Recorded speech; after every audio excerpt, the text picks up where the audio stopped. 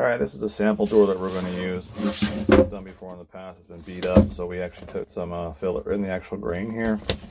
The oak grain finishes up nicely. We'll sand down this Bondo here with the Festool sanders. That's the way to go. So for this door, I'll do two things. One's going to be a regular paint going on top of this. Well, not regular. Still going to be a high-end finish. But on this side, we're going to do a full grain fill. This side, you'll see the grain. The next step is to run them through the auto sanders.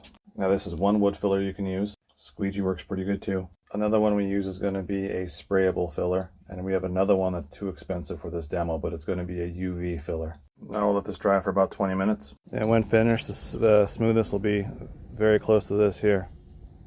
And this is the best coat that you could possibly get. Scratch resistant, chemical resistant, heat resistant, chip resistant. This is what you want as a homeowner inside your kitchen. You don't want the Sherwin-Williams Emerald coats. They don't hold up anywhere near like what these are.